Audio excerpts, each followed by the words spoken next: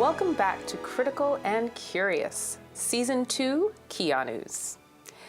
Today, we are talking about Romantic Keanu. Now, Romantic Keanu is a diverse Keanu. And as we think about Romantic Keanu from now all the way to the future, which is now, or 1995 to 2019, there's a lot of pieces about who Romantic Keanu is. Today, we're really going to focus on 1995, 1996, and talk about A Walk in the Clouds and Feeling Minnesota. As always, I am joined by Bob Thompson, and we are here at the Newhouse School at Syracuse University. Hi, Bob. Hey, how are you? I'm good. I like your haircut. Oh, it's about time. So, yeah, today we are talking about A Walk in the Clouds and Feeling Minnesota. We're going to start with A Walk in the Clouds, which is 1995. It is, I won't say a remake, but it is inspired by a 1942 Italian film called 4 Steps into the Clouds, where a man pretends to be the husband of a pregnant woman as she goes home to her family so that she doesn't have to go home as an unwed mother. In this movie, Keanu Reeves plays I believe the Wikipedia page says, shell-shocked soldier from World War II. And he's married to Grace. It's not Grace. It's Betty. Deborah Messing from Will and Grace. It's a unsatisfying, fly-by-the-seat-of-your-pants kind of marriage. He proceeds to go to Sacramento to try and sell chocolates. He's a traveling chocolate salesman. He meets a young Mexican woman who is distraught because she is pregnant and she has to go home to her traditional family as an unmarried, unwed mother. He, as Keanu does, volunteers to save the day by pretending to be her husband, regardless of his situation at home with Betty. I'll tell you something, Bob. I enjoyed this film a lot more than I thought I would. I did too, and I think we may be alone in this, but if anybody goes back and watches it, it's a hard film not to really fall for. I don't think this got nominated for any Oscars. I don't think it got nominated for any Golden Globes. I don't think it got nominated for much of anything. But it does what it does so nicely. And I keep thinking, this is 1995. We are thick in the era of deep irony. Letterman's been on late night since '82. The Chandler Binging of America via Friends is in full gear. And that anyone would come out and do a movie so incredibly sincere as this. I mean, it is corny and cheesy and all of the words that we would use for that, but never underestimate the power of cheese. If it's done well, I think it really works. Now, occasionally, even I have to roll my eyes. The metaphor of the roots. He has no roots. He's an orphan. Okay, I got that. But then we find out. This is the root I brought with me. A descendant from the root the first Pedro brought with him. All our vines come from this one. And what does Keanu have to do in the end? He has to save the roots. This could have been called Roots, but that title was already taken. So there are occasional moments and lines of dialogue that are just so kind of perfectly sweet that you have to just realize that this is, it's doing what it does and you have to let it do it.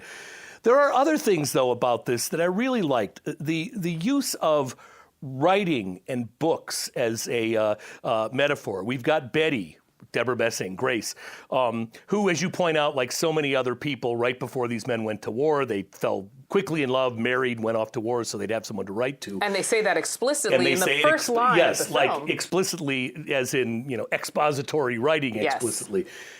But this idea that, okay, so he's at war, so we figure he has a footlocker, a trunk where he keeps his stuff. She also has one with flowers and everything, but it's a parallel, a domestic, not over there Foot Locker. And what's in it? Oh, didn't you get my letters? The champagne is quite exquisite. Oh, Paul, I started to read them, I did, but after the first few, I just couldn't bear to hear about all that fighting and the killing and the... I wrote you almost every day. I know, and I kept them. Look. When taking your dinner at the appropriate hour, please remember to share. See? They're completely unopened. The ultimate insult to writing is that nobody reads it. Absolutely unopened. So she may no longer be a virgin physically. I assume they consummated their relationship before he went off to war. But his mind remains virginal to her. She's the hymens of these envelopes have not been opened. And literally locked in a box if we want to talk about a literally chastity locked belt. in a box. Yes. Exactly. I mean, it's like, again, too much, but I think I kind of like that too much. And then we get close-ups of 2 books in this film. Of course, Victoria reads Jonathan Dexter, PhD's Light and Dark Images of Shakespeare. She's getting a master's degree. I made a note of that book title. Yes. And what is Betty reading? Armistead Knox, Who You Are is How You Speak for Success in Polite Society. 2 completely different ways of using the written word. But interestingly enough, and I'll be interested to see what you guys have to say about that, both of these women are sleeping with the authors of these books. Isn't it Armistead that she's sleeping with at the end? It is Armistead. And that it's she's Jonathan Knox. I think that she's sleeping. Isn't that her professor's book, or did he only assign it? That makes sense. You know, I didn't put that together that was the professor. Of course he signed his own book. Like, obviously. That's why you get to be a professor, so you could write your own books and assign them. You're all right. So I think So, that's yes, the I'll case. give you that. I'll give it, absolutely. Get your people to look that up. But I think that, so that I in don't itself... think she ever gives the name of the professor. He's just my professor. That's why Right. you would need to be able to make that connection, which I didn't make, and I appreciate you did. But it is interesting how both of these people are at least either literally or symbolically sleeping with the people who are writing the books, which is got some, I have some difficulty with that, but we can get into that later. I appreciate, the metaphors are heavy-handed. I don't think they're a metaphor at that point. Right. Just... Yes, as Bart Simpson once said, it's not subtext, it's supertext. It's supertext. Excellent. I enjoyed this film a lot more than I thought I would. And we'll have a layered discussion about issues of race and gender, and this is also part and parcel of a cluster of Latino-centered movies in the mid-'90s, like Water for Chocolate. I have a couple others written down. Who the same director did. Yes. Mm-hmm. So, there's a robust representation of Latino-ness in film that I think is so beautifully put here because you have Keanu Reeves, who is by definition our white savior, and we can talk about whether or not he's white, but the family calls him a gringo, so there you go. Mm-hmm. Saving this young woman. And I think I liked it primarily because he was just so good and he was so sweet and she was trying so hard. And the grandfather, he's just like, bring the chocolates. Like, he loves this man because this man brought chocolates, which is kind of the flip of what you expect of a relationship. It's like, oh, you brought me chocolates? Let's talk. Let's be best friends. Yeah, you expect Grandpa to give you the chocolates. Exactly. He's getting them. He's getting the chocolates. And, and I hate to interrupt because you're on a good roll there, but I agree with you about the character of Paul Sutton. And Keanu Reeves' face just so embodies that almost angelic look throughout. And that's why I cut this film a lot of slack, that it's completely conscious that it's being retro. It's almost as though not only is this movie about 1945 or whenever it is that he's coming back from the war, it's like this movie was made in 1945 after the war. And I loved that as we watched the opening credits, they're cheesy, they're cliche, the text it feels like a 1945 film, which I, upon retrospect, appreciate the extent to which the director is making a 40s film. And doing a nice job at it. He's He's making an awfully cheesy 90s film. Yeah. But he's making a really nice 40s film. And the whole chocolate thing is conscious. What does our main character do for a living? You just pointed it out. Sells he chocolate. sells sweets. He sells chocolate. He sells, high syrupy sweet stuff. That's exactly what the director is doing to us. He's Absolutely. selling us a sweet. This movie is like movie for chocolate. And in that sense, we think, okay, now we know what we, in some ways, identify with the protagonist, because in many ways we are enjoying the sweetness of this movie the way the people who buy his chocolates enjoy the sweetness of chocolate. On that note, Roger Ebert gave this film 4 stars, and there was really a bipolar distribution in the reviews. But Roger Ebert gave it 4 stars, and the first paragraph of his review from 1995 reads, "A Walk in the Clouds is a glorious romantic fantasy, aflame with passion and bittersweet longing. One needs perhaps to have a little of these qualities in one's soul to respond fully to the film, which to a jaundiced eye might look like overworked melodrama, but that to me sang with innocence and trust." And I think... I could not have said it better. I mean, get a room, Roger. But yes, I agree exactly with what you just said. That, it's cliche, it's cheesy, but it's consciously so I'm on board. So then let's ask our primary question, as always. Who is Keanu in this movie, and what does he bring to this role? Well, in many ways, Keanu is the perfect boyfriend to Victoria. Yes. I mean, in that he rescues her. Here, let me help. I'm sorry.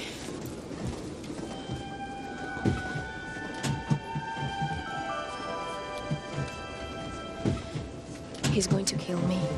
It's just glass. You can replace it easy. Sorry. No, it's my fault. Look at this mess. Here you go. Are you all right?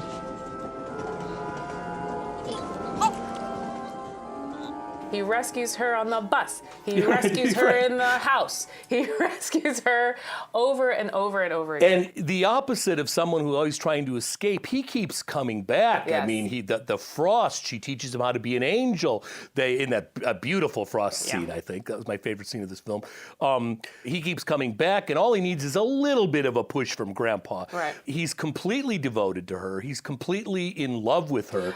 Yet he doesn't cheat on her until the annulment thing comes from Betty. At the same point, exactly, he's also devoted to Betty. Like, he is such a good man. And I think we have to talk about how much of that comes from the fact that he has no family. To go back to Johnny Mnemonic, he has no past. And the only past he has is in this orphanage. No, he's literally an orphan. He's literally an orphan. And, this is his family that he didn't know he needed. I mean, he did know he needed, but he didn't know that they were there.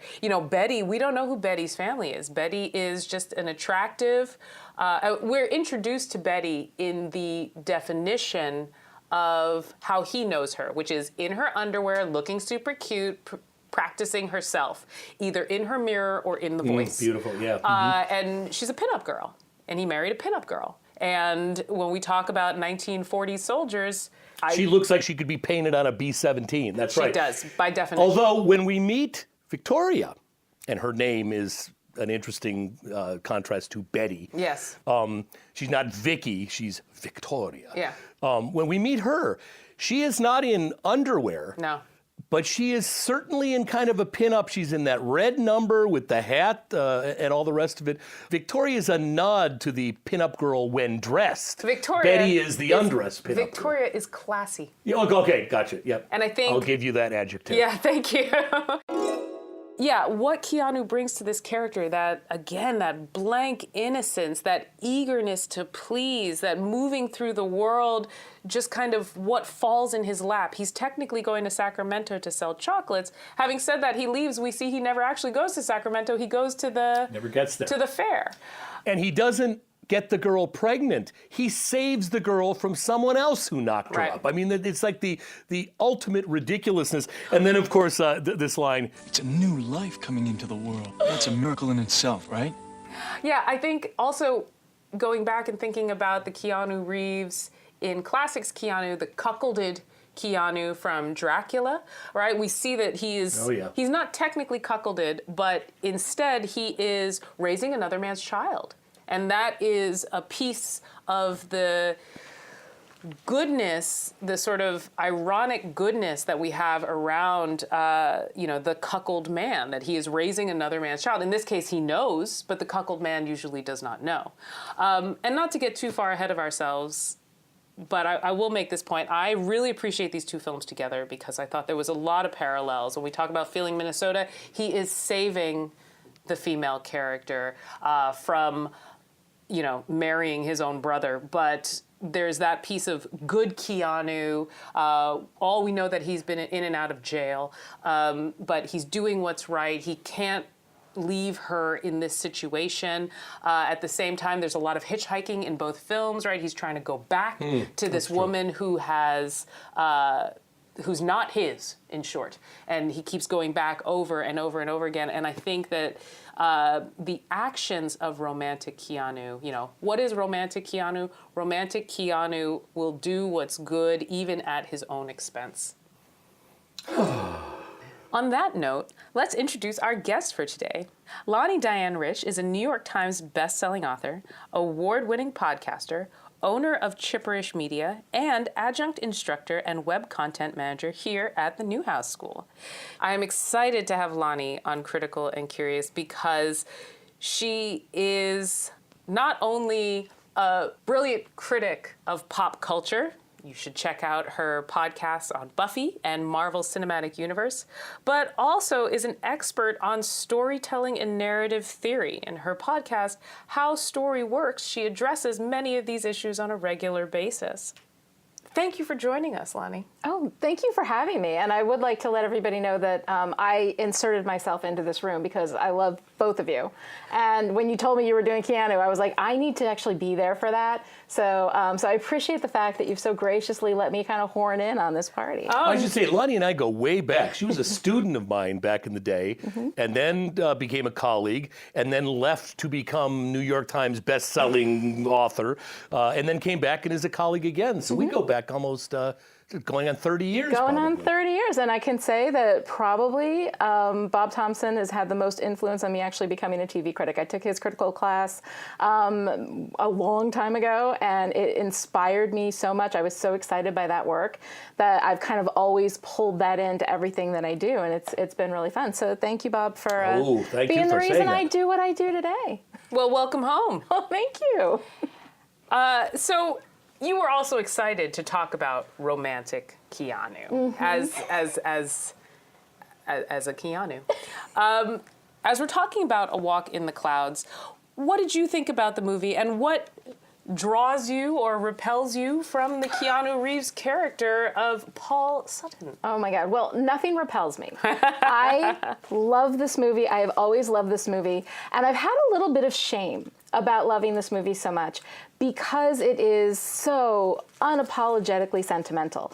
And after a while, you kind of get into that moment with him, and I'm cheering. I watched this with my daughter, who is 20 years old and is also like not cool. Like, I'm not cool, she's not cool. I think that there's no value to being cool. Cool means shutting down the things that you're enthusiastic about so that you can try to look like you're smarter or better or whatever, and I have no interest in that. Whatever, I'm cool. No interest. My mom says I'm cool. You are very cool, but not in this way. Like, you can appreciate stuff. So we watched it together, and by the middle of it, we were just like laughing with joy. It just does this thing where it like shuts down all of those things in you that kind of are like, oh no, this is too, this, that like intellectual space, and you feel that emotional experience, And even from the start, where it has that opening with this like, grand music and the like soft focus, I don't know, satin sheets, whatever it was, fire and grapes and stuff out of focus and going all bokeh in the background. You get this introduction into something that's like, just leave your cynicism aside. You have a couple of hours where you can just be in this moment with Keanu and with Victoria and with Anthony Quinn and Giancarlo Giannini, who, by the way, chew the scenery like mad, while Keanu does the exact opposite, and that's a discussion I definitely want to have. But I was so excited to watch this movie and to talk about romances as well, because romances, I write romances. I'm into romances. I've done an entire survey on romantic comedy, and I absolutely love it. And the thing is that romances get a bad rap because often they neglect the love story at the core of it. And love stories are, like you guys have been talking about. I've listened to everything, every episode of this podcast. I love it so much. But you guys have been talking about all of these films, the Point Break and Speed and Bill and Ted, which I think is ultimately what it is at its core, is a love story. Romantic movies often feel like they can get by with I was in Friends, you were in Swingers, let's be hot, right? And that is what gives romantic movies like a bad rap, because they do that and they forget about the love story at the core. And A Walk in the Clouds did not do that. They were there for the love story, and I am here for it. I appreciate that. I appreciate that definition of a love story, because I will admit, I despise, as a genre, romantic comedies as a whole. Although I had a deep questioning of it when I read Pride and Prejudice, when I realized that Pride and Prejudice was feminist satire when women weren't supposed to reject the suitors, right? So now I'm in this rabbit hole of, are all romantic comedies actually just satires of romance? But well, the answer to that is no. Okay. But you and I are going to have some drinks and a conversation about that at another time. I look forward to it. So the thing about romantic comedy that I despise, and romantic movies in general, is it always feels like it's telling me the right way to love. This is the way you should love. And because they tend to be cliche, because they tend to be formulaic, I just have this knee-jerk reaction. Don't tell me how to love, right? You don't know where I'm coming from. You don't know how my family was made. You don't know how I was made. And I've never seen a love story or any kind of romance that featured a sort of alternative family in the way Walk in the Clouds did. And I think I really appreciated that it started with a woman in graduate school who got pregnant and now has to go home and answer to her family. It's a love story, and I appreciate your description of that. For some reason, Italian filmmakers are more willing to dance in the social mores than I feel American filmmakers are willing to do. So what was that movie that spawned the First Amendment protections of film, where the woman is tricked by a transient man who convinces her that he's Jesus, and she gets pregnant? Oh, yeah. The Miracle Decision. So Il Miracolo. Oh, yes. That's not what I was thinking, but now that you mention it, I remember that. Il Miracolo is a film that I believe is 1937, mid-30s. And the question is this obscenity? And lo and behold, the SCOTUS trial determined that cinema was protected by the First Amendment, but is still an Italian film from 1937 that tricks a woman by telling her that he's Jesus. Like that, it's just so against the Puritan mores that are ground into American history, to the point where we don't even question it anymore. We would never see a film like that unless it was a remake, which brings us to now. This is a remake of the way Italians play with love. Having said that, in Four Steps into the Clouds, the male character ends up going back to his wife and never talks about this jaunt with an Italian woman and saving her. We do have this sense of like what you learn from a romance are all of these expectations about what, and let's not forget, most of them tend to be heteronormative. So it's like what a woman is, what a man is, what these roles are, how they're supposed to be. The woman is supposed to be all of these things, right? She's got to be beautiful. She's got to be successful. She's got to, be smart and capable, except that, we give her a little bit of vulnerability in that she's clumsy and she falls down a lot, right? Because that's all we can give her. For a man, he's got to be strong. He's got to be, capable and smart. He can be cranky. He can be off-putting because they have to fight, because they have to have that romantic tension. So in romances, we tend to have this same thing where the expectations of who these people are is extremely heteronormative, that those expectations are also not deeply set within who the character is, within their actual vulnerability. They're like surface vulnerabilities that we allow them to have because they must be otherwise perfect in order to be worthy of love. So there are a lot of things that I'm absolutely going to support anybody on if they don't like those elements of romances, because a lot of them end up being that because that is something that you can sell. Right? That sells, yeah.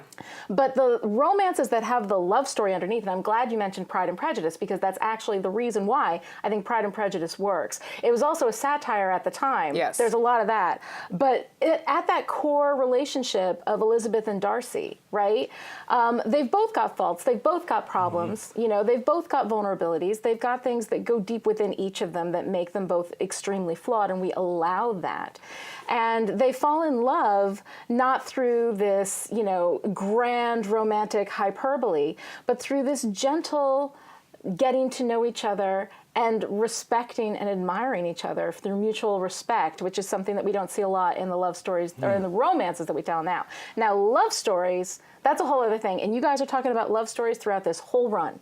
Like, this is romance, and so we're talking about it in this particular context of two people who are choosing each other to be the one of their life companion, that kind of thing.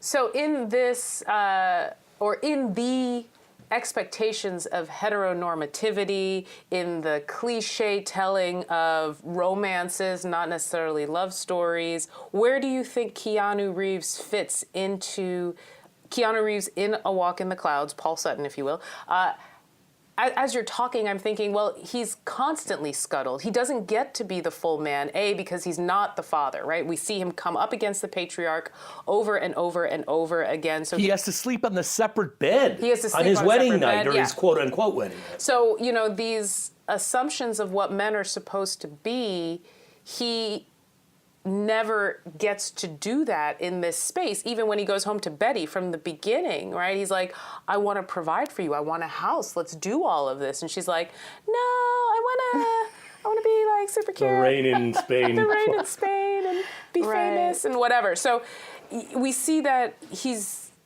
need to provide is there, which is heteronormative, but it's also scuttled in a way that is endearing. And you realize that he doesn't need to provide. He just needs to be a part of this family. Right. The thing is, all of those things that I was talking about that end up becoming kind of signature elements of romances are things that actually are not required for romance. What is required for a good romance, for quality romance, is that it's a love story and that these are people who are sexually attracted to each other, who are choosing each other as life partners, right? So those are the things that you absolutely need to have for a romance on top of a love story. And that's why Walk in the Clouds is actually excellent, because it doesn't do all of those kinds of things which turn people away from romances, because that's a lot of the extra baggage that a lot of the expectations of romances, with especially romantic comedies. As much as I love that genre, I will absolutely cop to where its problems are, because they are huge. But it's this element of that love story that here he is, he's actually allowed to be vulnerable. And the thing is, we've got the orphan thing, right? Which is, of course, the shortcut card to, here's my vulnerability, sir, let me pay this up. Here is my pass, my shortcut pass to goodness, you know, my Metro card to goodness and vulnerability, here we go. And then you don't have to do any other work as a storyteller. But what they do beautifully here is that is just the start. Here he is, not just having the love story with this woman, but he's also having the love story with her family, which, by the way, shares a lot of DNA with 1996's Sandra Bullock romantic comedy While You Were Sleeping, which also starts in sort of a fiancé marriage, you know, deception, and ends up falling in love with the family. So all of that stuff, I think, is actually why Walk in the Clouds is such an excellent example of what a good romance can do. And I love that you enjoyed it, because that proves my point that romances are good. It's just a lot of the stuff that's happening with romance, which you have a legitimate complaint about, is actually not something that a romance needs to have. I think what you're saying is so spot on. And this film also seems to know the wider definition of romance that goes beyond the filmic and romance novel to when we were calling things like Ivanhoe romances and Mallory, King Arthur, both back to the Renaissance and back to medieval things. Quickly, there are not one, but two balcony scenes in this love story. The first one, he is serenading her. She's up in the balcony in typical Romeo and Juliet style. And then not far after that, he's up on the balcony looking down at her as she comes into the Harvest Fest or whatever it's going to be. And if that's not all, the big ending, he goes up to the first root, the root of Jesse, the root of the family, whatever. And like King Arthur, right out of Mallory, he pulls the root, and he pulls it out of the ground and becomes not King of England, but becomes now part of a family that has to bring him in, not the other way around. So this thing is conscious of its romance heritage far back in the etymology of that word. Having said that, there's a third balcony scene. I'm surprised you didn't catch it. Uh-oh, what's that? It's the one where Betty and Armistead... Because I don't normally miss balcony scenes. It's the one where Betty and Armistead are waving to him as he gets in the car to leave. Oh, you're right. Absolutely. Okay, wait, I have to rethink that now. Paul! Are you all right? Yeah. Where he then becomes at the foot of the balcony, and she is waving goodbye to him like he's going off to war again. They're having this parallel You're moment. right, but that's also a romantic moment, and because that's when he's allowed to go back to Victoria. His wedding has been without annulled. Betraying. Yeah, his wedding has been annulled. She's with Armistead in the window. Thank you, Dr. Charisse Lepre, for pointing that out to me. All right, I would like to read a quote from Johnston's biography as we talk about his vulnerability, and then I want to get into Feeling Minnesota, because I feel like everything you just said gets thrown out the window in that, whatever it is. Why I'm going to argue that Feeling Minnesota is neither a love story nor a romance, but we'll get there. We'll get to that. So just a quick quote from Sheila Johnston, which is actually a quote from Keanu in Sheila Johnston, but I'll give you the full paragraph. Keanu himself believed that the film had been edited, we're talking about A Walk in the Clouds, in a way which impaired his performance. So as I said, some people loved it, some people hated it. Even before it opened, he had already, in the obligatory round of promotional interviews, declared himself disappointed with the final cut because scenes showing his character's weaker side had been lost. Quote, "Now he's Superman," he sighed. "I think sometimes in films they don't want actors to take real risks that might complicate the image they are hoping will sell a few more tickets. I like to show my insecurities, but I find more often than not they cut them. A hero who brings real life to the screen, well, maybe they're not sure they want such a person." So, we're celebrating the vulnerability of Keanu, but he himself said that his vulnerabilities in this film had been, for lack of a better term, neutered. Yes, I find that fascinating, and it makes me love him even more, because I think that we do have actual genuine vulnerability with Paul Sutton, which is something that is absolutely required in a character so that you can access them. You access each other. We access each other through vulnerability. You access characters through vulnerability. That is absolutely the most important part of building a character, and something which we often skip past or miss because we don't want to feel that vulnerability ourselves. Right. Because we want to sell this perfect man, this flawless man, that this is what all men should be. He is the example, right? But by cutting vulnerability, if there was more vulnerability in there, people might have lost their damn mind. In 1995, this was Speed. Yeah, I mean, this was absolutely fantastic for 1995 standards about vulnerability, and especially masculine vulnerability, which we are just not allowed, right? Right. So the fact that there was more vulnerability in there. I'm disappointed with him. I would have loved to have seen that. I was grateful for what we got.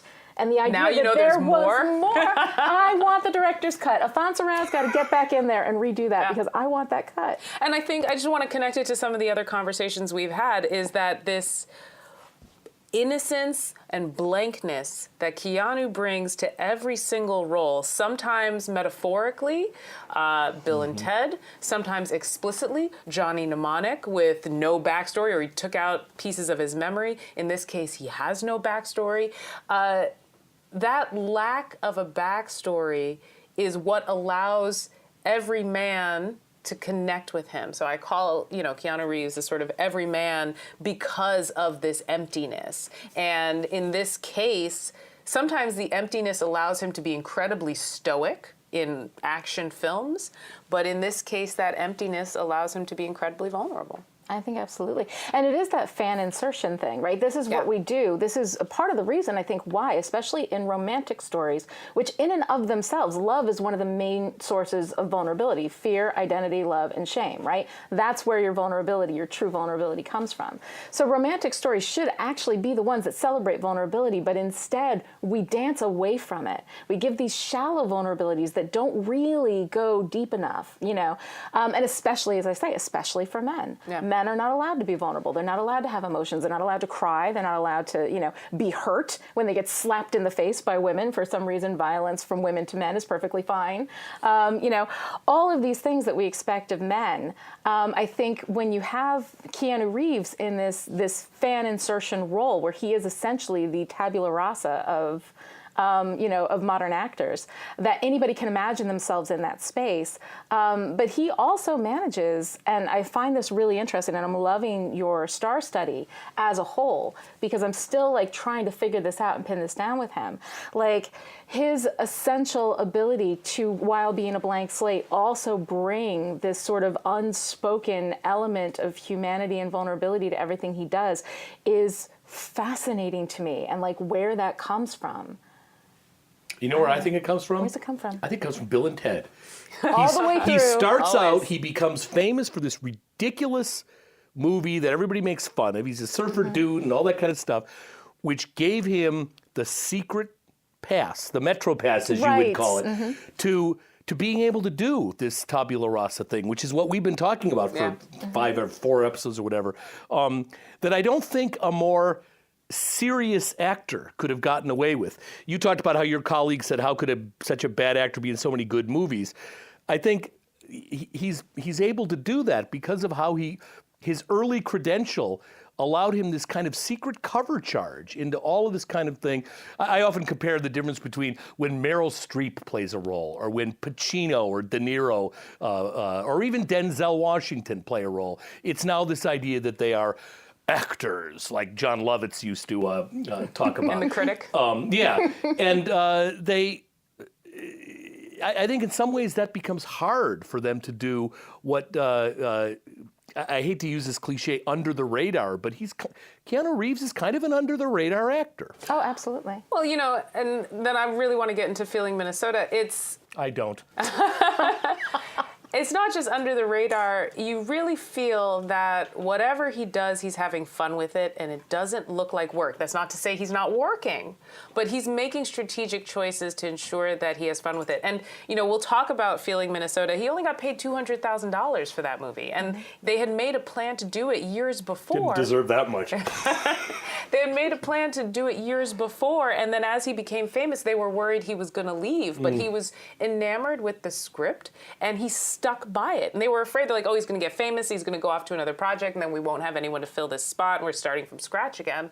But no, he was in it, he was there, because he's committed, and I'm sure he had fun with that role. I mean, honestly, I was actually, so we'll just drift into Feeling Minnesota, I was more excited for Feeling Minnesota than I was for Walk in the Clouds. Here I am on the other side of watching them, and most of the movies that we talked about I've seen before. These two I had not, because, like I said, I avoid romantic movies like the plague.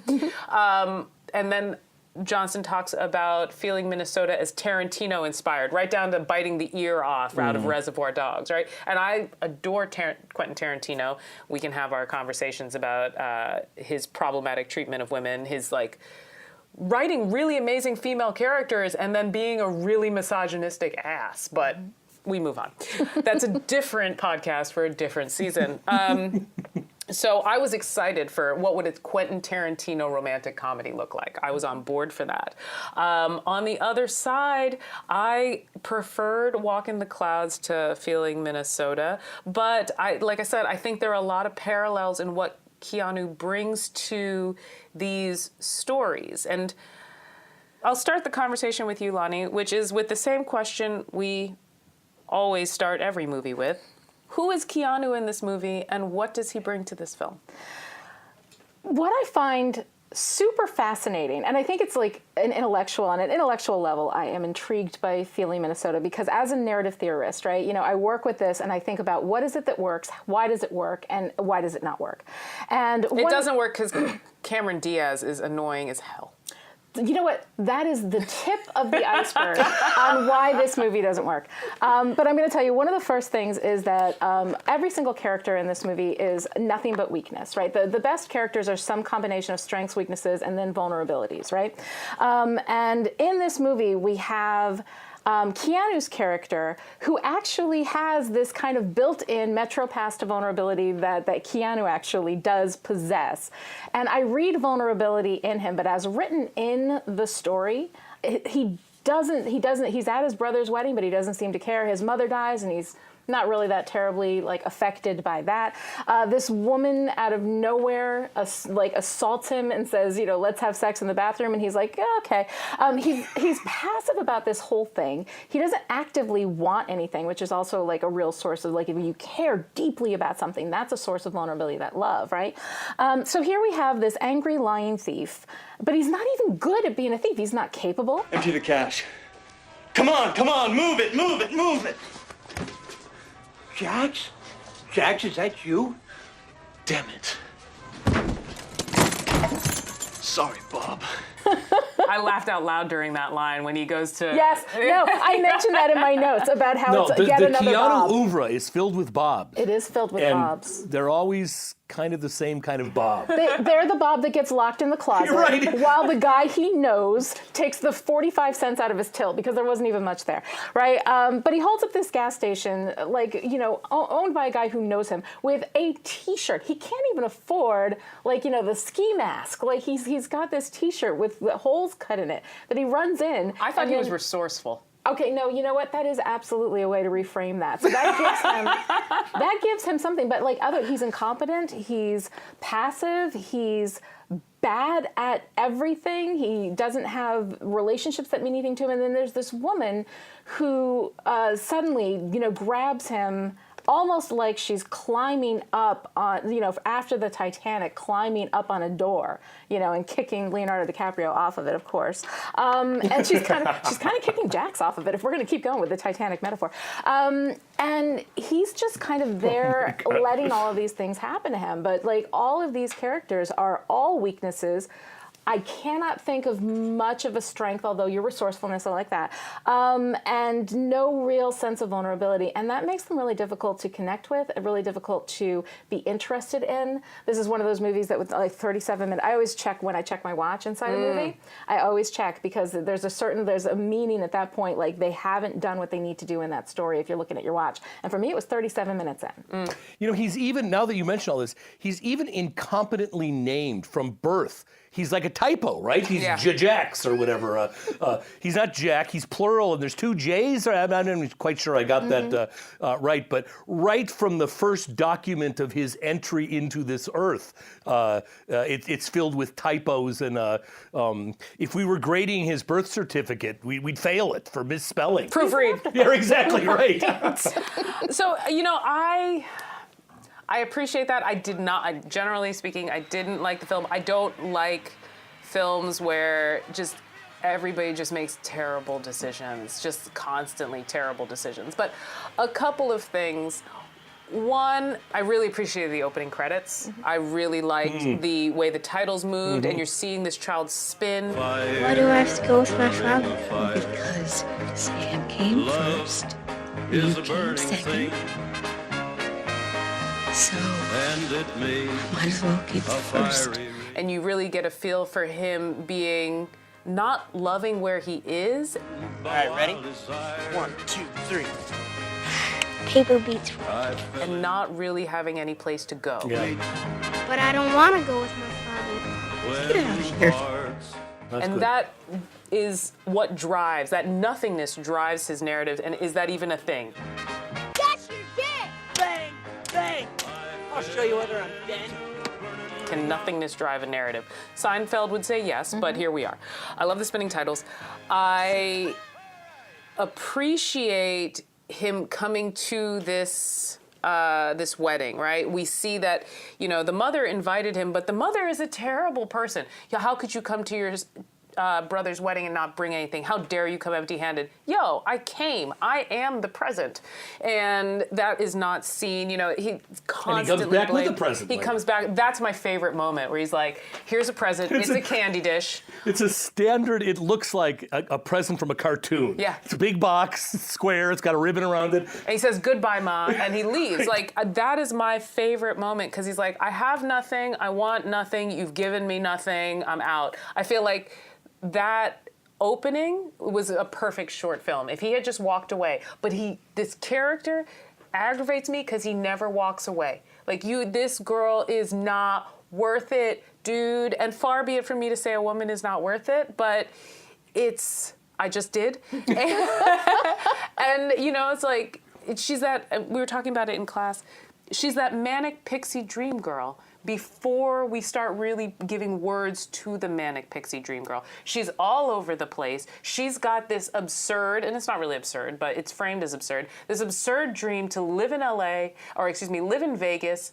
and work as a topless showgirl, and that's what she wants out of life. And somehow she's knocking around with these crazies, although I appreciate Delroy Lindo coming back, who was in, or I guess this is technically a year before, who was in Devil's Advocate. I'm starting to see that there's a recurring cluster of people that work with Keanu and just provide, even though they never have an interaction, Delroy Lindo and Keanu Reeves, I really enjoyed that character. Wait, don't they in this whole film? No. Huh, I never thought of that. He only ever talks to Vincent D'Onofrio, and that is what brought me to this film, because I love me some good, crazy Vincent D'Onofrio. Well, you got it. And if anything, I would pay money to see this as a stage play. Mm-hmm. As a movie, interesting. Nah.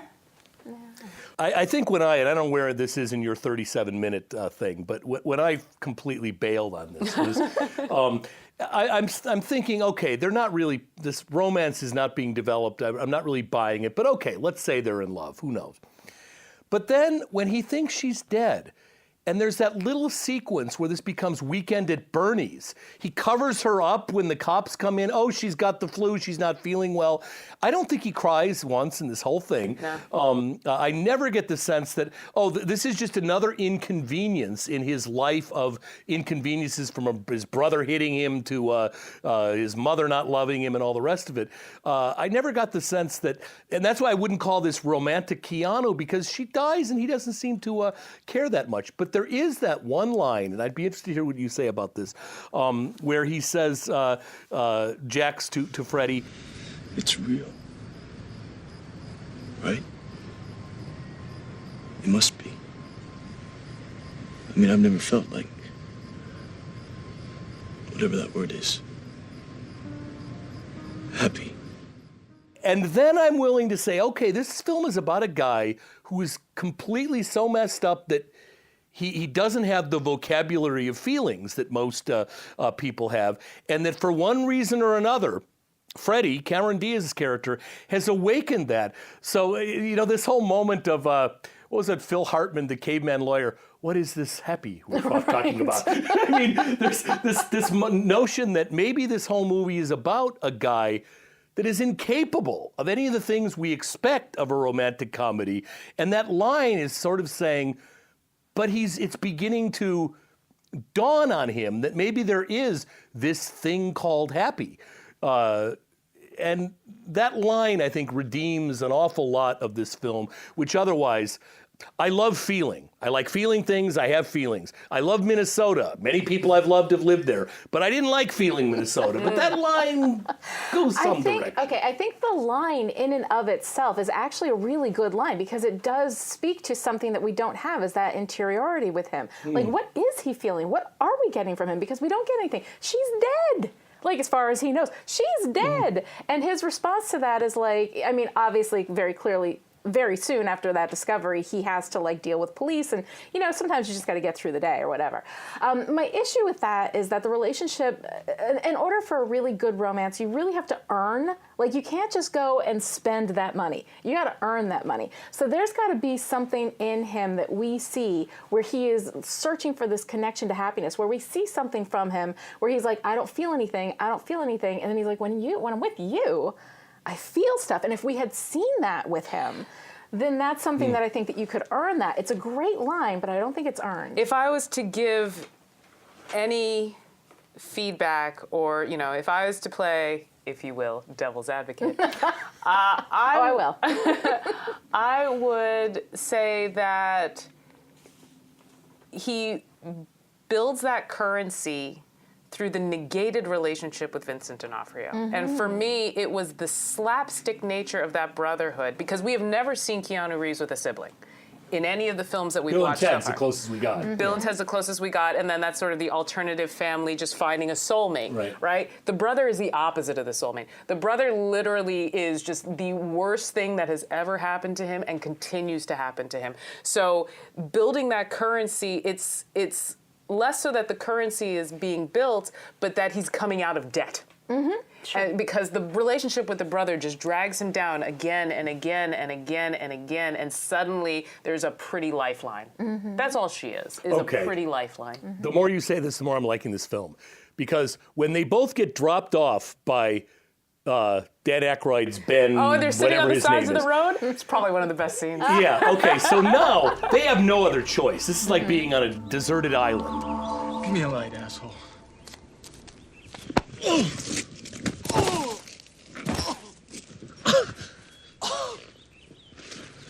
So what went wrong? She make you mad? Come on. All of a sudden, the two of them are together, and they repeat their stone throwing that we saw in the beginning during those credits that you liked so much. And that is that moment where they become kind of the macabre doppelganger Bill and Ted. And Bill and Ted, of course, aren't related by blood. These two have got this bond that they can't help. Though I think if we did 23andMe, I'm not so sure they know that they're full brother. But anyway, so that scene I think does bring that that relationship together. That opening credit, the mother does say, I'm going to send you to live with your father, and your father is not the same as. Oh yeah, so we already know they're only half that they're brothers. only half brothers. So that was an interesting moment. But the other thing about I was saying that whole thing about I feel happy is this consciousness raising moment. This film makes a very, very strong effort to have it be about Keanu Reeves' character, Jack's consciousness. What is the opposite of consciousness raising? Consciousness lowering. He, I think, passes out in this film, not once, not twice, but 3 times. He becomes unconscious. So there is a certain, I think, knowledge of the people making this films that Jax is spending a good portion of this film unconscious and then not remembering, and when he comes back, I don't remember anything other than the fight. He thinks he's killed Freddy for a while. And then she gets angry at him for that. I'm like, you're a terrible person. I don't like you. Anyway, please continue. No, but I think that maybe some of the weaknesses that I have a hard time reconciling when watching this film might be part of what it was doing. I think one of the other things I really wanted to mention, because now I've got this whole theory on how many Oscar technically winners, but we can talk about Oscar nominees, work with Keanu Reeves. And I think my favorite character in this film has got to be Courtney Love. No, that's not true. I really like Dan Aykroyd's partner. Why are you such a wick, right? And he just brings back that line. That guy's got like 5 lines.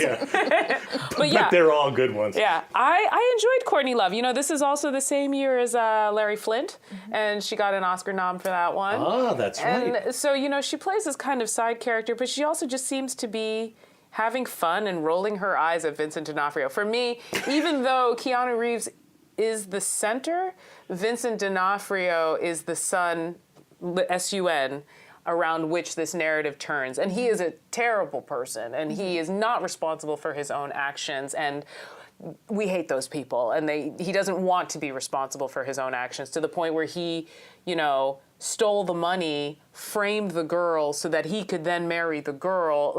He's just a terrible person. But if you look at the film as him getting his comeuppance instead of Keanu Reeves embracing his come downance, I don't know what the opposite of comeuppance is, it's a different story, which is why I think, again, I might appreciate it more as a stage play with D'Onofrio and Reeves really embracing that slapstickishness. But again, to sell it, it has to be Reeves and Diaz, and that turned me off. Well, and that's the thing. It feels like what we've done is we have slathered on this thin layer of romance, or like what we think are romance, to just kind of have it there so that we can do this study of toxic brotherhood with D'Onofrio and Reeves, which quite honestly is the most interesting thing to me in this movie as well. Yeah. I think that D'Onofrio is so wonderful at being weird, and I'm here for it. I love what he does. It's so off. He's off by just a little bit, and that brings in this vibrancy to the way that he, like, this character on paper, Sam, I hate, right? But when D'Onofrio is playing him, I am rooting for him to, like, just be better. Just be better. Just bring something to this that I can say. Like, when the two of them are throwing rocks at each other, I want this relationship to work. And I don't care about Cameron Diaz. I think Cameron Diaz is terrible. And I knew she wasn't dead. Like, as soon as I saw the leaves moving in the little shallow grave, I was like, that's deliberate. They're showing us that she's foreshadowing. alive. I didn't understand the raccoon, right? There's like a real close-up on this raccoon walking Oh, around that the creeped body. me out. I thought that was, I didn't see it. I thought she was got dead. eaten by the raccoon. And that's what I thought, that it was that not only is Jack so insensitive that he's only, forget shallow grave, he's covering with leaves, but that raccoon indicated that by morning she was going to have her face gnawed off. So I didn't see it coming. And the first time I saw it, I was surprised when she came out of the. I think it was an inherent cynicism too, like an extra textual. This is Cameron Diaz. They're not going to kill her and leave her in a shallow grave in the middle of it, because that's not what this movie is bringing her in to do. Though it would have been probably merciful if they had done so. Honestly, the farce, the dark black farce of it all, when they're like moving her body around and then they lose the body, and it is this very Weekend at Bernie's thing, where these two, and I was like, oh, okay, so at this point, this is going to be about these two brothers reconciling over their like terribleness. And they've, in the beginning, lost the connection that brings them together, which is their mother, right? He came, the mother invited him, right? You know, she brought them together, she kicks it, right? And we've got these two brothers and like mending that relationship with this dark farce where they're moving Cameron Diaz's body around. And I actually was kind of into seeing where that went. And then it feels like these are three movies, Frankenstein sewed together. And in the end, you know, they're together in Vegas, and it's this happily ever after between these two people who were truly, truly awful to each other. And I'm left kind of, okay, you know, fair enough, I guess. And the happily ever is quite, I mean, what is her line? What took you so fucking long? That is hardly, right out of Cinderella. I think for Jax it might be, though. Yeah. Well, that might be maybe someday so. my prince will It come, suddenly occurred to me, Much Ado About Nothing, which we've talked about already, is the woman who dies, but she comes back to life, and the two aren't brothers, but they're brotherly. Antagonistic. And antagonistic. I mean, there is some echo of that in here. I don't know what that has to do with anything, but... I really appreciate these two films together, to be honest, right? Because I feel... The only thing that would make these two films together better would be if you watched them together, but then didn't watch Feeling Minnesota. If you watch A Walk in the Clouds twice. Yeah, right.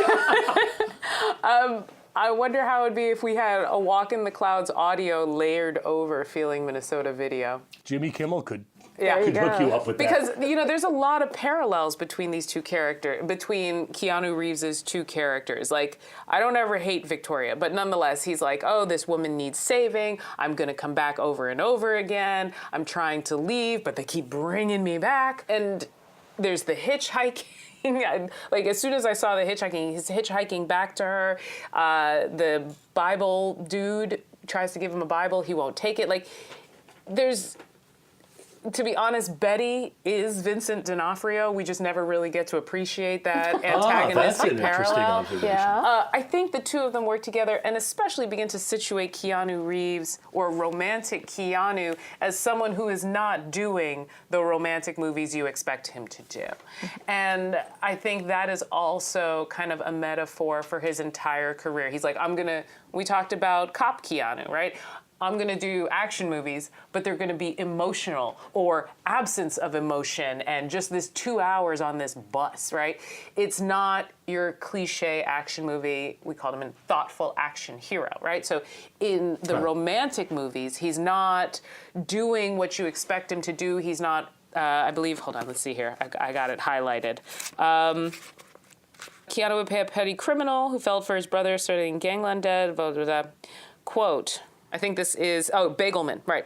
Okay, so this is the author. This is the screenwriter. He says, I also find it very romantic, but that may be perceived as perverse as well, because it's not straight ahead, boy meets girl, boy loses girl, boy gets girl. It's more like boy meets girl and has sex with her in the bathroom on the day she gets married to his brother, or it's boy finds dead body of girl and buries her while he's still in love with her, that kind of thing.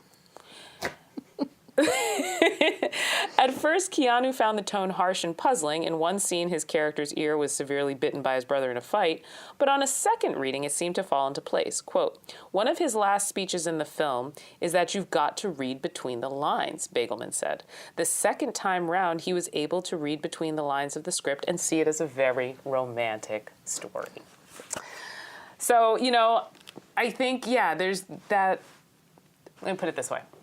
We've got all these different Keanus. That's how we've titled our episodes. And none of those Keanus are what you think that Keanu will be.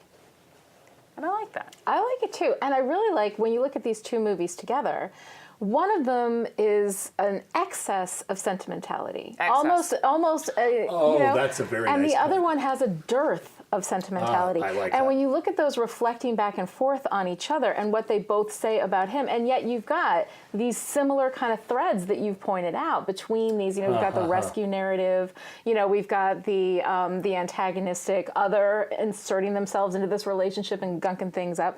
And yet Keanu, and this is what I find fascinating, because most of my work doesn't go extra textual. I don't look at the actor, I look at the story, I look at the things that happen within this space. And so what I'm so fascinated by in what you guys are doing in this star study, which I absolutely love, is that Keanu, by selecting these movies and bringing his essential Keanu-ness to it, right? What does that do to this, like contextuality between all of these stories? To me, it's fascinating. I'm still trying to crack that nut. The charisma nut is something I'm trying to crack with Keanu, too. He's got that X factor, too. But can I ask you a quick question, though, because I'm dying to get your thoughts on this. Please. All right. There's this thing with general charisma, right? You think about the very charismatic, you think about the Clark's Gable, the Cary's Grant, right? The Vince's Vaughn, right? So you've got all of these people with this, incredible... I know, I'm appreciating the way she's pluraling those two. Thank you very much. So you've got all this, this classic sense of charisma that actually reaches out, grabs people, and pulls them in, right? But when I'm looking at Keanu, his particular brand of charisma is almost something like, there's this scene in the opening of The Social Network, David Fincher's The Social Network, right, with Jesse Eisenberg as the Facebook story. And the music in the bar is so loud that you almost can't hear the dialogue. And what that causes you to do is lean in, right? And so David Fincher is forcing you, if you want to hear the Sorkin dialogue, you're going to lean in and you're going to be quiet during that moment. And while most charismatic actors who have this strong sense, George's Clooney, of that charisma, they reach out and they grab you and they pull you in. Keanu seems like the Fincher charisma. He is quiet and back there, and he makes you want to go to him.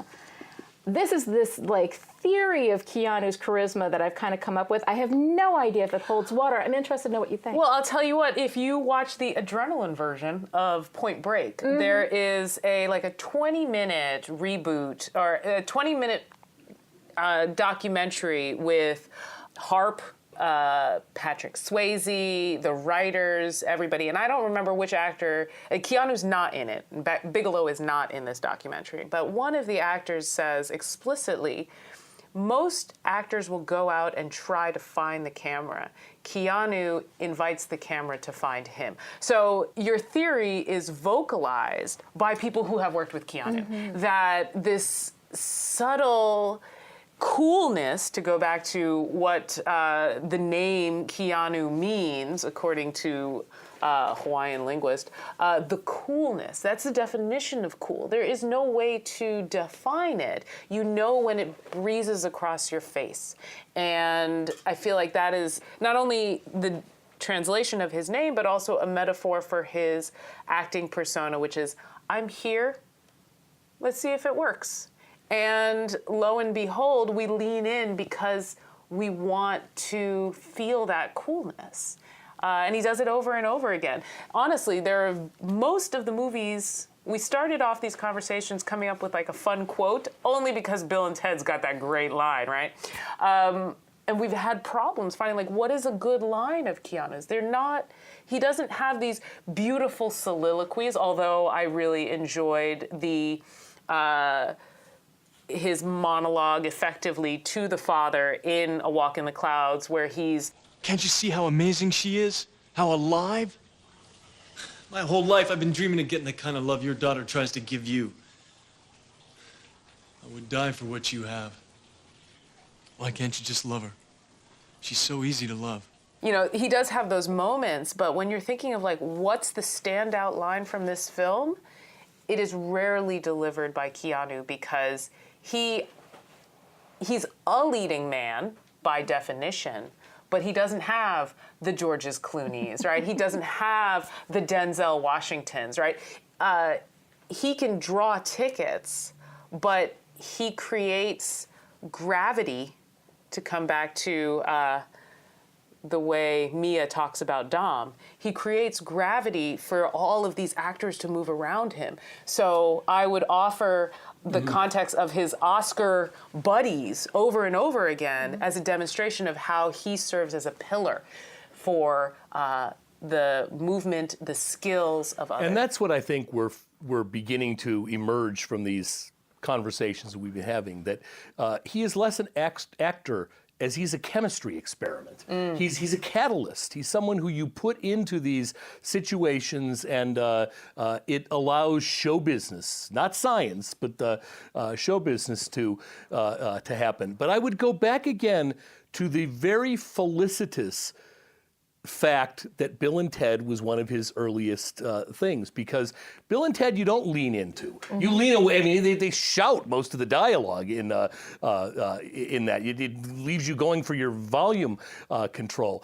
But because he laid this foundation of Bill and Ted and then went on to do My Own Private Idaho and all this very not Bill, Ted kind of thing, I think is one of the things that allowed him to do this kind of sleight of hand that he's managed to do. Because Ted filled the room, the absence of Ted creates a vacuum that you lean into. I think that may be a really important sentence in understanding him. By the way, since you quoted your favorite or a line from Walk in the Clouds. Please. I want to be with her for the rest of my life. I want to take care of her. She's like the air for me. Now, I have to say, I guess that's pretty romantic, but it's almost embarrassing to read it. Having said that, I would encourage you to think, what would that mean for Jax to deliver that line about Freddie?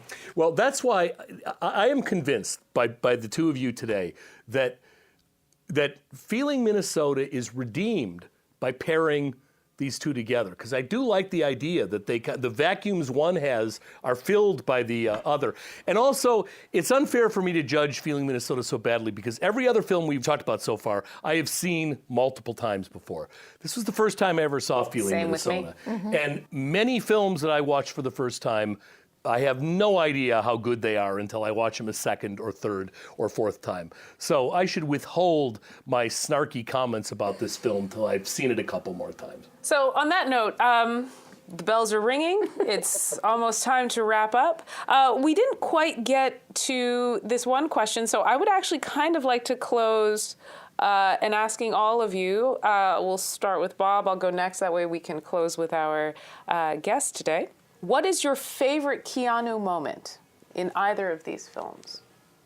I think my favorite is in A Walk in the Clouds when Victoria is teaching him how to be an angel, where he has realized that he's in fact in heaven. This is really where he belongs. And it's just a matter of how he's going to get there with Betty and all these other inconveniences. But when we see that beautiful Napa or Sonoma or whatever background that is, and they're flying in that Swan Lake ballet type of thing, I think that's absolutely beautiful.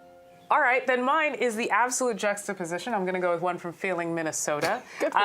And I wanted to mention it earlier. There was something you were talking about I can't recall now, but it was perfect. It's when they're having sex on the bathroom floor. Oh no, that's my least favorite scene of all, of all cinema. Yeah, and Johnston has this whole discussion, this whole theory in her case study in her star study, about how he is a passive sexual object, right? So repeatedly we see women acting upon him. In Dracula, the demonesses are sucking his blood.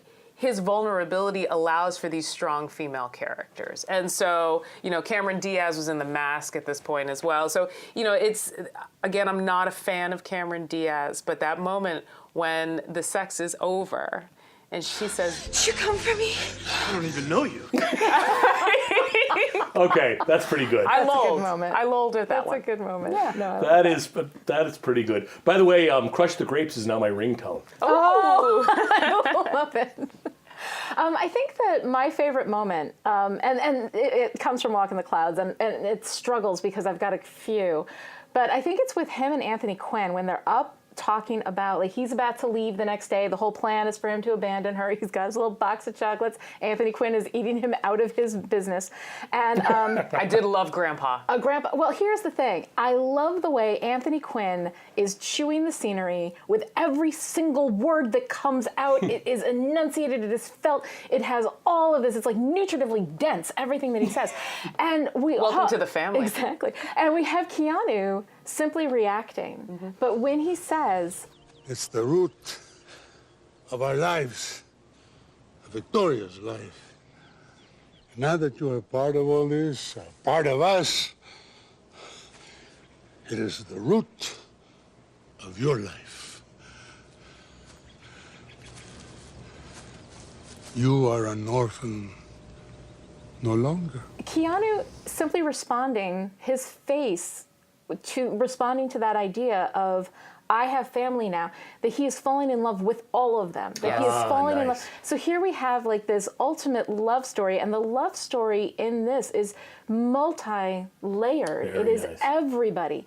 And to have the combination of Keanu's with such subtlety that people can call it and have called it cardboardy, but I wouldn't do that. Like, I think that there is so much going on, and there's this wonderful moment at the end when Anthony Quinn, after this whole huge emotional, experience, walks over to him, takes another chocolate, and he's like, "Give me another chocolate," and Keanu just laughs, and he's like, "Go for it, man."